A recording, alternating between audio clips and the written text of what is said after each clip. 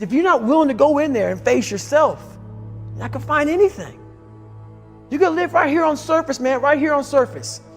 So if there is an ending to this world and there is somewhere to go and there's a judgment, you're gonna get there and you might see a chart. And that chart may tell you who the fuck you should have been. And now you get the rest of your life to think about that. Man, I could have lived a much better life if I just would have just suffered a little bit more. If I just would have went in that and realized I had so much more. But fear and the 40% and living here versus living here, being afraid, stop me.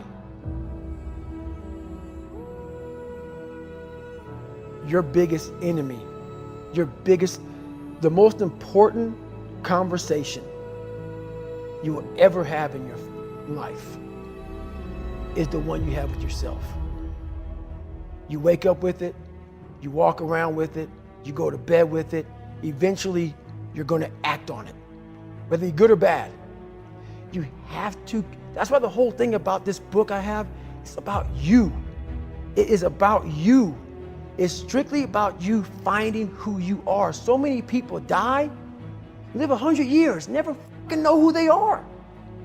Never know who they are. You have to look in that mirror and know there's so much more in here, man.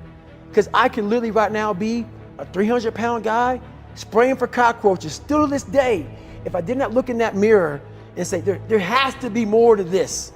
This can't be it. And then willing to go into it, dive deep into it, and give all I have to find it. So that's what all that's about. Let's say there's 10 people in this room, and we're all mediocre. But I'm the best of the mediocre people. I now think I'm great. I'm great. We surround ourselves around people that make us feel great. They tell us what we want to hear. The second we put ourselves amongst the uncommon people, we don't like that feeling, that challenging feeling of that person who's waking up at 3:30 in the morning and say, hey, push your on, we're going for a run. We don't like that challenge. We like that person who says, hey, you know what, man, I don't feel good today, man. And they say, oh, it's okay, brother. We'll take a day off, man. We'll get a pizza and watch the game. We like that. We love that feeling. Why? Because you understand, man, we're good, bro. We don't want that motherfuckers like this. Hey, man, no, bro. Get your fucking shit on, man. Stop being a punk. We don't want that in our lives. We don't want that person who's constantly challenging our weaknesses. We want that person who's constantly, making us feel nice and good and secure in ours. That's the mediocrity of life. We want to be the best amongst the average people. People wonder, how do you stay hungry all the time? Because after I accomplish something, I don't sit back like a lot of guys who graduate buds, graduate this, graduate that. They get comfortable. They wonder why I'm getting weak, man. I don't know, I lost my edge. What's going on? Because once you hit the top of the fucking mountain, guess what happened? I'm good. I'm good, so you wonder why you're falling down now. Because once you reach the top of the mountain, you got to build another one. That's mediocrity. There's a lot of people in mediocrity who have a nice resume, but they're one-timers, man. They hit a one-time deal, they busted it open, got a lot of money, but they're good. You're mediocre now, man. What are you fucking doing today, tomorrow, the next fucking day? That's why I don't listen to theorists. I don't listen to all that bullshit. I listen to a motherfucker who's like this, man. What's wrong, man? I'm fucking tired, dude. Why are you tired? Because tomorrow, I gotta do the fucking shit again, man. Whatever the shit is that made me fucking nauseous and sick to my stomach, it made me hurt. There's no ending. And that's the person I listen to. That's the person who's gained knowledge. You gain knowledge through suffering. And on the other end of suffering is a world that very few have ever seen. It's a beautiful world because that's where you find yourself. You don't find yourself in over here. You find yourself on the other end. Like the 100-mile race I was on, I ran it for 24 hours. I found myself on the other end of that race.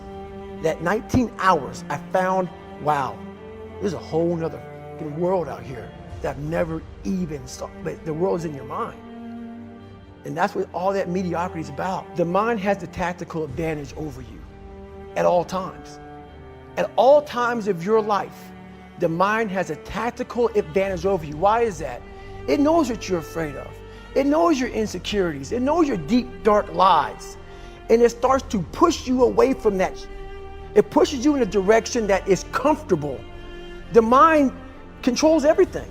So what I realized was that when I was growing up and I was 300 pounds and I got all fat and I got all insecure, I realized that my mind kept taking me in this direction. When things got uncomfortable for me, when I was facing my insecurities, I was facing my fears, my mind said, oh no, we have the tactical advantage. We need to get you, separate you from this feeling over here. Life's all about feelings. We want the happy feeling. We don't want that feeling of this sucks. If in that moment, you can answer those up questions and you are now in charge of your brain versus your brain ruling you, that's where all that stuff comes from. So the 40% rule is all of that. You get to 40%, your brain says, we're done. Let's roll, man. This is starting to get painful. This is uncomfortable. So you sit down. You have to figure out ways, and everybody's different. That's how the book kind of talks about, like we all have these things about, 5 steps to this and 4 steps to this. It's a lot more than that. That's all bullshit. It's a practice that you have to, it's a habit. So if you know that at 40%, I'm feeling pain. At 40%, I'm feeling pain. That's where the 40% rule kicks in. Now it starts. Okay, I'm feeling pain. My mind's saying all this to me. It's saying, get out of here, run, flee. The fight or flight kicks in. Okay, we're done. We're not good enough.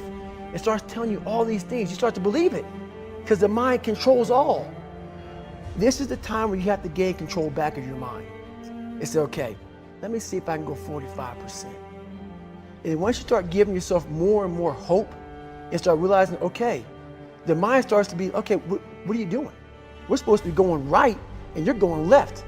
You start then controlling your mind. Start finding more in yourself. And then it goes from 40% to a lot further than that. But that's the start of it though. Get to the spot where your mind is saying stop. Wherever that is, you gotta get there first. And then that's when that starts to work for you. You gotta control yourself in that moment.